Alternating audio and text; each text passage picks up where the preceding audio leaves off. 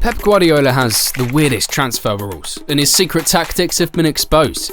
The Man City manager has always made every player and team he works with flourish, and that has got us asking, how does Guardiola even find these players? Well, he gets them through the use of some strange rules, and we will expose them to you in this video. Many managers always have that special player they look towards signing, and they tend to want to sign no matter where they go. There have been some cases like this in the past. Harry Redknapp did it with the likes of Peter Crouch and Jermaine Defoe. At the same time, Jose Mourinho and Carlos Ancelotti have signed players like Nemanja Matic and James Rodriguez on 3 separate occasions, respectively. But you know what? Guardiola has never signed a player more than once. That sounds crazy, right? The Spanish tactician has made 94 signings in his managerial experience, and none of them have been called upon twice by the same manager. He has managed several players at multiple clubs, for instance players like Nolito and Thiago Alcantara, but he has never made the move to sign a player more than once. This is just because wherever he's been, he's a coach who likes adapting and freshening things up, which explains why he fancies the opportunity to work with fresh individuals. The crazier fact is that despite praising him his whole career, Guardiola even overlooked the opportunity to sign his longtime favourite, Messi. A book was written, God Save Pep, by Martí Peranao, a journalist who got access to relate with the Man City coach. He claims that the two met in Messi's house back in Barcelona. This was the time Messi had a year left on his contract and was exploring his options of joining his former boss in England. In the chat, according to Peranao, Guardiola told Messi, "In Manchester we train very hard, and I make long tactical talks. Maybe you'll get bored." Desperate to catch up with his former boss, Messi responded by saying he would train hard, yet Guardiola went on to issue another harsh response. "Leo, we have grown older. Maybe we can't stand each other anymore." This was a clear way for Guardiola to discourage Messi from joining him at Man City. Messi eventually ended up signing for PSG.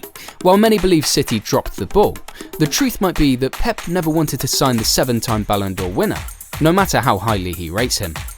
Additionally, Guardiola takes his transfer policy a step further by blocking the Manchester City board from signing players from 2 clubs. You might want to guess which clubs these are. Well, Barcelona and Bayern Munich are Pep's former clubs. In the book, Peranao explains how City's official came to Guardiola with a list of players from Bayern, and he proceeded to discourage them from making any move for any of the players on the list. However, there have been exceptions to this particular rule, as Guardiola signed Thiago Alcantara from Barcelona while he was at Bayern, a player he inherited while he was at Barcelona. He also made Claudio Bravo one of his first signings when he joined City in 2016. Since then, it is clear that he has kept some of his transfer rules. The block, though, is one-sided, and he has no problem letting his own players leave to go to his former clubs. He even encouraged the likes of Ilkay Gundogan and Ferran Torres when they expressed their desire to play for Barcelona. This might wind you up a bit. Guardiola has an affinity for other managers' players, as he signed and coached them.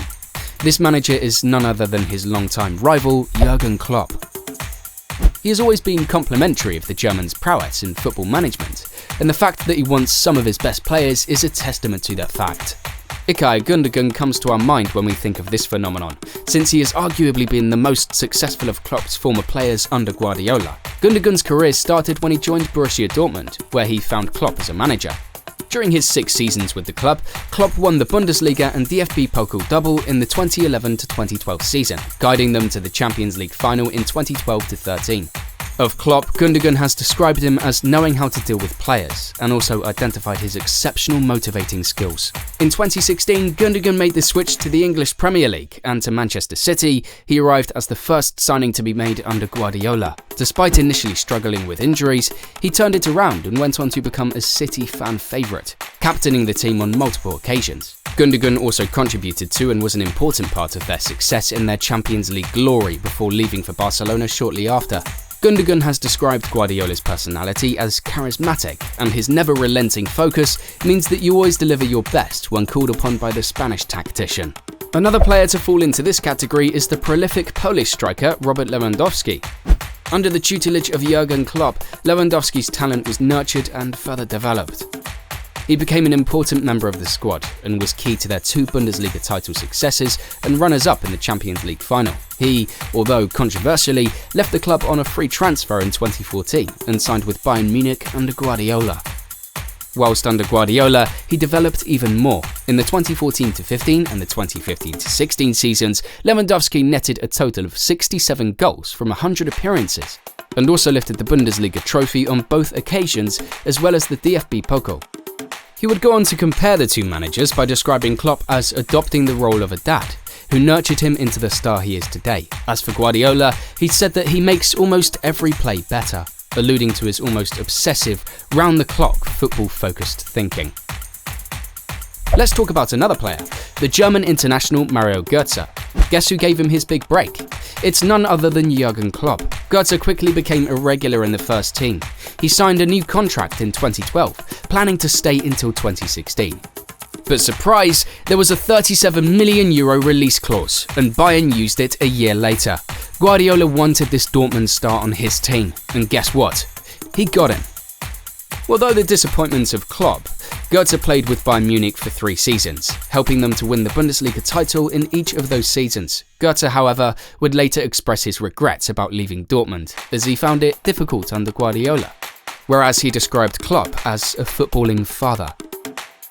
True to the fact that some players have struggled under Guardiola, his success and improvement of players is clear to see. This transfer rule is just another facet of the obsessive manager, as he always wants a fresh challenge wherever he is. Which of these fascinated you about Pep Guardiola? Let us know in the comments section, and also don't forget to like and subscribe to the channel for more football updates.